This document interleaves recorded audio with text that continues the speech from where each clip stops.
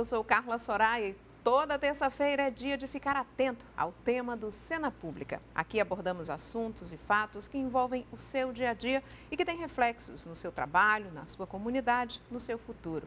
Os nossos convidados vão trazer informações e te explicar de maneira simples o que acontece na política, na economia, na saúde, na sociedade. Fique atento. Fique ligada. Estamos também nas redes sociais. Os bastidores estão no Instagram, @TV Ceará. E você encontra a íntegra das entrevistas no YouTube da TV Ceará. Pode também fazer busca e marcar a hashtag Cena Pública. O mais estranho de todos os anos. 2020 começou até bem. As pessoas cheias de expectativas para uma nova realidade. E quando a gente pensava que tudo ia correr de forma normal, aí veio o coronavírus, a pandemia. Pessoas isoladas, sem encontrar parentes, sem sair de casa, crianças e adolescentes sem aula ou em aula remota. O medo e a negação do problema andando lado a lado, junto com verdades, mentiras e fake news. Professores se reinventando, profissionais de saúde se arriscando ainda mais na luta contra um vírus desconhecido. A Covid-19 fechou estabelecimentos, causou desemprego e sufocou o sistema de saúde. E hoje a gente vai discutir essa etapa de nossas vidas que trouxe muitas incertezas, depressão, tristezas, ansiedade e pânico. E agora eu vou apresentar a vocês os convidados de hoje que estão no estúdio. Estamos recebendo o professor Adalberto Barreto, professor emérito da Universidade Federal do Ceará, presidente da Associação Brasileira de Psiquiatria Social, idealizador do projeto Quatro Varas na comunidade do Pirambu, que há 36 anos realiza sessões de terapia comunitária. A ideia, que nasceu no projeto Quatro Varas, já está atualmente em 27 países e faz parte da política do Ministério da Saúde do Brasil. Bem-vindo, professor, muito obrigada por sua presença. Junto conosco aqui também, Bruna Anastácia Capistrano, ela é psicoterapeuta de crianças, adolescentes e de jovens adultos. É orientadora de pais e palestrantes, psicóloga escolar com atuação na educação infantil.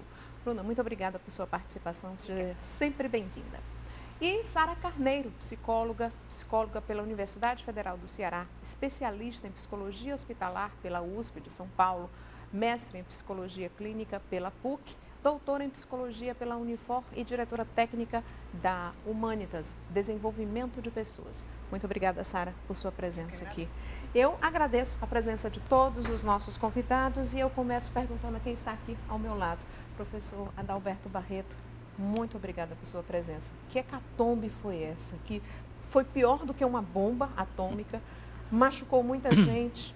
É uma doença que não tem sintomas aparentes, né? O vírus está espalhado por aí e que trouxe tanto medo, tanta incerteza. Como é que as comunidades, principalmente o senhor que lida com comunidades, estão percebendo essa doença? Numa perspectiva sistêmica, todo sintoma tem valor de comunicação, seja no nosso corpo biológico como no corpo social. Quando a gente tem uma gastrite, a gastrite, que é uma comunicação inconsciente, lhe convida a rever o tipo de alimento afetivo que você está recebendo, né? Então, o sintoma vem para nos alertar que tem um modus operandi, uma maneira de você funcionar que precisa ser revista. Isso, nós, da psicologia, da medicina, nós compreendemos bem. Já numa visão mais sistêmica, universal, holística, esse sintoma do coronavírus veio para assinalar um modus operandi da sociedade mundial, que era caracterizado pela rapidez, tudo era rápido, ligeiro, não é? Uma economia que não tem limites, depredação da natureza, poluição dos mares, poluição do ar. Quer dizer, veio dar um break, uma parada, sobretudo na economia, e é uma reflexão a gente pensar, não é? Qual é o significado, que mensagens esse vírus está trazendo para a gente. Então, nós estamos no entre. Nós tínhamos um modus operandi, uma maneira de viver que era muito baseado na rapidez. Tudo desenfreado, tudo, né? desenfreado, consumismo, tudo. Estamos numa fase, ainda não é como era, ainda não é como vai ser. Então, nós estamos no entre. E é essa fase do entre que é geradora de muita ansiedade, porque a ansiedade é necessária. Nós precisamos, é pela ansiedade que a gente cria, mas a ansiedade é excessiva, nos impede de avançar, né? Como a ausência dela também, nós precisamos. Então, eu acho que é o momento de repensar, mas nós estávamos tão acelerados que ficar em casa virou uma punição, né? Nós estamos fazendo rodas de terapia comunitária online e é muito interessante de ver isso, as pessoas reagindo como adolescentes do passado. E agora parece que a sociedade está vivendo uma adolescência. É o pessoal fazendo festa, rave escondida, lá no mato, 2.000 pessoas, aí a polícia chega. Parece coisa de adolescente, quer dizer, a gente ainda não entendeu que está na hora de dar uma olhada. O que é preciso. Exatamente. E o que eu acho acordar. perverso nessa história é que, como esse coronavírus veio, agora está todo mundo esperando a santa vacina, e isso tem gerado uma população de assombrados, de inseguros, e isso aumenta mais a ansiedade. Eu acho que o momento, pelo menos no nosso trabalho, que a gente tenta fazer lá no Projeto 4 Varas, é lembrar que o momento, por exemplo, um tiro de um revólver num coelho atravessa e mata, mas numa tartaruga resvala. Então, o momento é da gente, em vez de ficar assombrado olhando para essas coisas, é a gente buscar fazer um trabalho interior de descoberta, de relaxamento, de distanciamento dessa situação. Se fortalecer para enfrentar o que pode vir, seja esse vírus que é nosso sistema imunológico. A gente precisa, né? Eu gosto muito da imagem de um ovo. Um ovo, tudo que vem de fora tende a quebrá-lo e a matar a vida que está lá. Mas quando a força vem de dentro, é o pinto que nasce, é a vida que nasce. Então, acho que o momento, de vez de a gente estar olhando só para a ansiedade ou querer medicalizar ou psiquiatrizar esse sofrimento, de aceitar como sendo verdadeiro e indispensável e ver o que é que nós podemos, para nesse novo normal, como é que a gente poderia... O pior é que, assim, o novo normal, se é que vai existir um novo normal, o que é que vai ser normal no futuro, a gente não sabe, mas o que se ouve dizer de pessoas que trabalham com infectologistas, com a Fiocruz, com as pessoas que estão lidando com a vacina, é de que a gente vai ter que conviver com esse vírus para o resto da vida, assim como a gente convive com o sarampo, com a catapora, né, com a gripe, que é cíclica. Agora, eu pergunto à Bruna, que lida muito com as crianças, né, elas... reagiram de que forma, né? Eu já ouvi mães comentando comigo de que os filhos começaram no início dessa pandemia por conta do tem que usar o álcool, tem que usar a máscara, não pode fazer. Então, o toque, o transtorno obsessivo compulsivo se tornou muito comum, principalmente entre as crianças, que andavam para cima e para baixo com álcool em gel ou álcool 70%. Teve criança que queria tomar banho de álcool, né? Então, assim, como é que você, que lida com crianças, percebeu isso no consultório, mesmo online? Sim, Inicialmente foi online, né? E agora, em junho, eu já consegui retomar justamente pelas demandas, né? Estava até conversando anteriormente com a doutora Sara, falando um pouquinho desse alto, dessa demanda de procura de terapia por crianças e adolescentes. Porque realmente, se está sendo difícil, né? Para nós, como o doutor Adalberto bem pontuou, que, né, muitas pessoas estão voltadas muito para a ansiedade, o medo. E aí, o adulto, a família, ela é a base, né? Então, se eu tenho adultos adoecidos, consequentemente, essas crianças e esses adolescentes, eles vão ficar muito mais adoecidos, né? Então, a gente teve um aumento significativo de crianças muito ansiosas, o toque, como você falou, crianças muito preocupadas. Inicialmente foi assim, a ruptura, então crianças que tinham um laço com a escola, uma rotina organizada, interações sociais bem organizadas, foi uma quebra, né? Porque foi bem de repente. No dia 17 de março as escolas mal tinham começado pararam, as aulas, né? Retomado das férias. As aulas. E aí imagina para uma estrutura de uma criança que está em formação, de repente perder, né? Assim, cadê a minha escola? Cadê os meus amigos? Né? Ser privado de algo que é tão importante para o desenvolvimento emocional delas, que é a interação, o toque, o afeto, porque mesmo com esse, como a gente está falando do novo normal, a gente não pode, né, se tocar. Então, eu recebi as crianças novamente no consultório, mas de uma forma muito adaptada, né?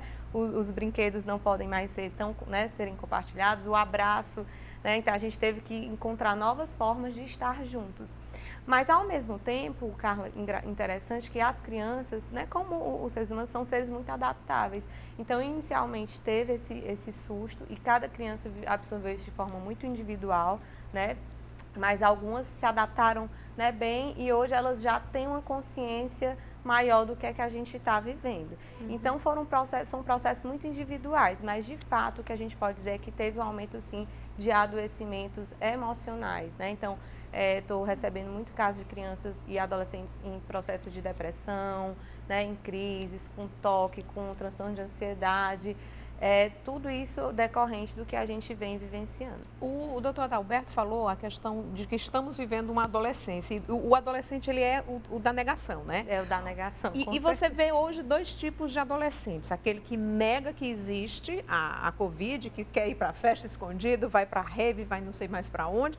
E aquele que está enclausurado dentro de uma concha em casa, com medo de assombrado, colocar... né? Assombrado, horrorizado, com medo de sair, de fazer qualquer coisa, né? Como é que a gente lida com cada um? Se você tem, por exemplo, 2 adolescentes em casa e cada um tem um comportamento diferente. Isso. Como é que você lida com esse adolescente que está com medo de sair e com aquele que está querendo sair para todo mundo, porque o mundo pode se acabar e ele não quer perder nem um minuto sequer?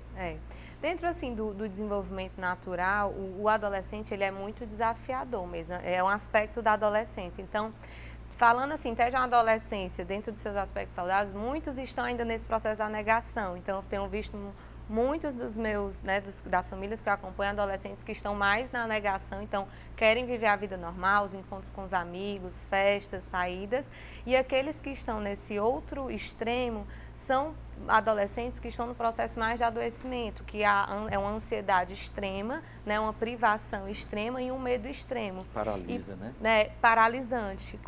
Que eu tive também casos, né, de adolescentes que a família voltou a trabalhar, o irmão voltou a sair, mas alguns estão enclausurados, de isolamento, inclusive em casa, de não querer receber nem pessoas, familiares em casa, com medo de morrer. Fica de máscara dentro de casa, porque alguém da casa sai para trabalhar e volta. Não, porque voltou da rua, eu tenho que estar de máscara aqui dentro de casa. Esses adolescentes, a gente tem que chamar mais atenção, porque eles estão sinalizando um adoecimento emocional, né? E aí, eu diria assim, né, para quem está assistindo, que buscasse realmente uma orientação, porque isso gera muitos prejuízos, né?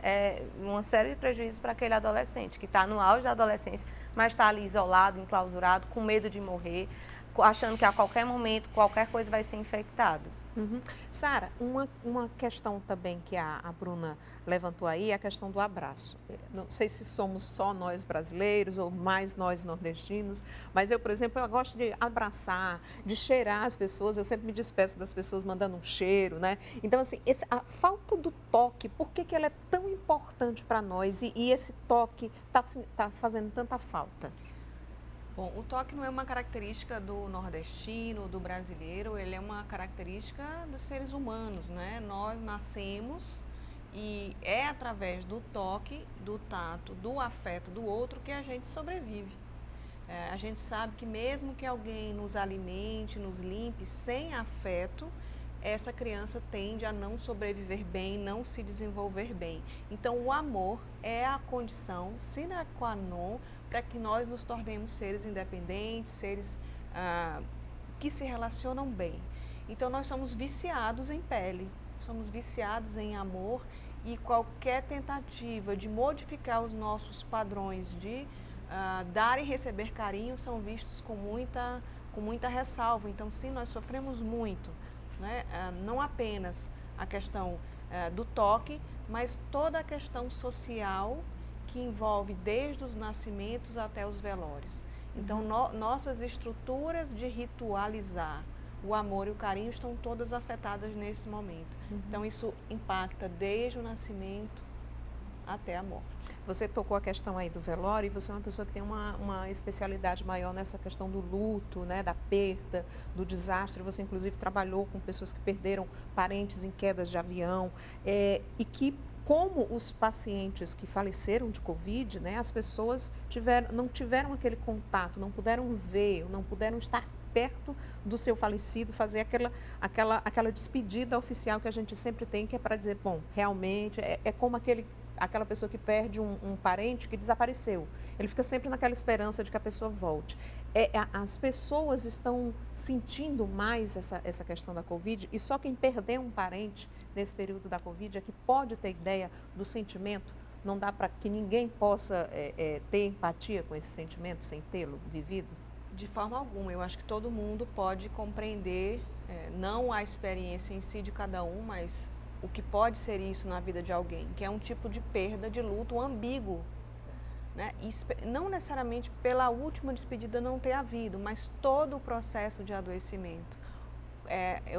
Muitas pessoas relatam o extremo sofrimento de não terem podido cuidar dos seus parentes que estiveram doentes, mesmo aqueles que se curaram e voltaram para o seio da família. Então, desde esse momento do diagnóstico é feita essa separação. Então, esse sofrimento começa daí e vai atravessando também os rituais de despedida. Os rituais de despedida, a gente tem tentado se adaptar. Temos aí os velórios virtuais, que não são novidade, já existiam no mundo há muito tempo, mas agora são, às vezes, a única opção, velórios muito reduzidos, mas o que mais tem trazido sofrimento realmente é a falta de ter podido cuidar, de ter podido dar carinho, afeto, amor, que nenhuma equipe de saúde, por mais atenciosa, eficaz que seja, é capaz de dar. Uhum. Professor, eu queria que o senhor diferenciasse, a gente está conversando aqui sobre várias questões que têm a ver com transtornos mentais, com doenças psíquicas. Existe uma diferenciação entre doença psíquica e doença psicológica? É possível diferenciar ou estão intrinsecamente ligadas? E por que é que eu levo para um psiquiatra ou não para um psicólogo, né? Como é que a gente diferencia isso? Eu preferia colocar de outra forma. Existe a patologia, a doença, pode ser psíquica ou biológica, que só os profissionais de saúde, que foram treinados para isso, podem intervir, né? Com cirurgias, com medicamentos, com diagnóstico. No outro polo que você tem é o sofrimento humano, a dor da alma, que não pode ser tratada como se fosse uma patologia. Enquanto nos cuidados, eu diria, clínicos, só os profissionais de saúde podem intervir, eu chamo o outro polo de cuidados solidários, que é na hora da dor. A Organização Mundial da Saúde fala que é mais importante que a presença de um especialista é o apoio da comunidade. A questão é que na humanidade, todas as vezes que tivemos situações catastróficas, a resposta era estar junto, se apoiar. A gente vê quando tem casas, etc. Tá todo mundo ajudando, tirando um dentro. Vai lá do lado do bombeiro, exatamente. Né? Aqui quando teve a queda do com a Covid, prédio. houve uma ruptura com esse modelo de estar próximo para ajudar. Agora é o contrário, distancia-se, fica longe. Então, nós estamos numa situação nova quer dizer, a melhor maneira de ajudar é se afastar. Isso vai contra a nossa natureza, inclusive a questão cultural brasileira, por exemplo, o mutirão. Tudo se faz juntos, é um ajudando o outro. Os índios faziam a plantação juntas, a colheita juntos e dividiam. Então, é uma coisa que veio para dar uma parada nessa percepção, vamos dizer, que a gente tinha do mundo como respostas. Então, dentro no caso do sofrimento humano, qualquer pessoa, independente se é formado ou não, pode ser terapeuta. A palavra terapeuta, né, vem do grego, o prefixo é terapeia, significa acolher calorosamente. E o prefixo terapia é o mesmo de termonuclear, é calor humano, é o afeto que você dizia. Então, isso não é só psicólogo nem psiquiatra que deve ter, é a humanidade. Por isso que nós criamos a terapia comunitária, que ela é quem acolhe calorosamente, sem julgamento, as pessoas que chegam. Professor, e essas pessoas lá na comunidade Quatro Varas, elas se acolhiam juntas, se reuniam para isso. Durante a pandemia ficaram todas afastadas, né? Como foi lidar com isso e como é que elas estão voltando aos poucos a retomar? Voltaram muito necessitadas, muito carentes dessa... O Projeto Quatro Varas, eu diria, são pessoas que cuidam de pessoas. Não é especialistas que cuidam de patologias. Lá são pessoas que cuidam de pessoas usando os recursos que a cultura dispõe, que é a massagem, anti-estresse, não é? Relaxamento, uma série de coisas. Claro que com a chegada da pandemia, do confinamento, nós começamos a fazer tudo online. Nós temos uma atividade que é escaldapé com cafuné. A pessoa botar os pés na água quente e alguém fazendo um cafuné, não é? e pedíamos para a pessoa em casa, cada um, quando eu ia fazer, cada um já preparava a sua bacia e ficava em casa lá, né, colocando os pés. Então a gente tentou levar para a família que cuida da família. Se você é jovem, vê que a vovó está cansada, chame ela para um escaldapé. Ou da família se cuidar. Que eu acho que é isso que é importante a gente entender, que isso não é só uma doença, porque se for só uma doença, é só para os especialistas que vão falar, discutir e a gente receber. Não é. É uma revisão total. Até o vírus que você capta hoje, daqui uma semana ou um mês, não é mais o mesmo, ele já mudou. Ele evolui mais do que nós. Muito mais rápido, por isso que ele está há muito tempo na humanidade. Então há algo de universal. Nós, nesse período, faz 6 meses que nós estamos, a Associação Brasileira de Psiquiatria Social, a Associação Brasileira de Terapia Comunitária, a Rede Latino-Americana de Terapia Comunitária e a Rede Europeia. Nós fizemos um grupo de apoio e começamos a aplicar a terapia comunitária online, coisa que nós nunca tínhamos feito, porque tudo era presencial, né? Nós atingimos mais de 13 mil pessoas, 15 países, terapias realizadas em 5 idiomas. Chegamos à mesma conclusão. Não existe fronteira para as emoções. O medo, o primeiro lugar que deu foi medo. Eram 3 tipos de medo. Medo de ser contaminado, medo de contaminar, medo de perder e não poder fazer o luto. Isso deu 53% mais ou menos. O segundo era um sentimento de impotência, não poder fazer nada, né? O terceiro já foi conflitos na família. À medida que o tempo foi passando, o confinamento de ficar muito trancado, chegou a um ponto que as avós não aguentavam o barulho dos netos, e os netos não aguentavam o ronco do velho. Quer dizer, e que foi muito interessante. O conflito de geração. Exatamente. É que não existe fronteira nas emoções. O medo que a mulher do Pirambu tinha é o mesmo que lá do Equador, do Chile, de Quito, de Paris, de Roma, da Itália teve. Então, o sofrimento ele é universal. Essa falta do afeto é universal. Não é só mais brasileiro, só mais, é universal. E aí é isso que vai nos humanizar mais. Porque a gente vai ter que pensar no outro e não pensar não só no que vê, no que também não vê. Porque a gente estava muito crente na matéria, na coisa visível. E agora um vírus é invisível. Que coisas invisíveis são essas que nós temos que resgatar e redescobrir? Né? Que são valores que se foram. E eu acredito que a partir de então nós vamos entrar, a humanidade, porque como nós estamos tudo sistêmico, é muito interessante. Existe, por exemplo, um sintoma muito frequente. Qualquer dessas patologias é quase a mesma. Por exemplo, as meninas hoje que estão se cortando, isso é universal em qualquer país, não é? Quer dizer, como nós estamos numa questão sistêmica, o que acontece não resvala sobre o conjunto. Então, eu acho que as patologias do intracelular, já conhecemos quase todas e tem remédio para isso.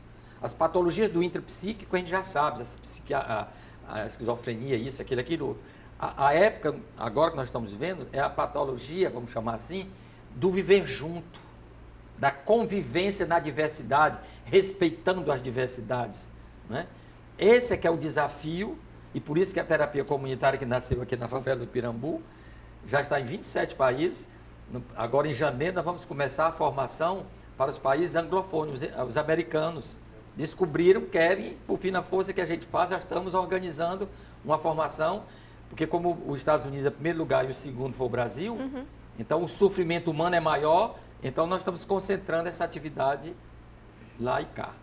Professor Adalberto, Bruna e Sara, a gente vai fazer um pequeno intervalo e eu espero que você que está em casa nos acompanhando continue conosco. A gente vai tratar dessas questões, né? Os conflitos que aconteceram dentro de casa e como é que a gente pode diferenciar se aquela taquicardia, o suor frio, é ansiedade, é medo ou é mais estresse de tudo isso junto, somatizado. A gente volta já já.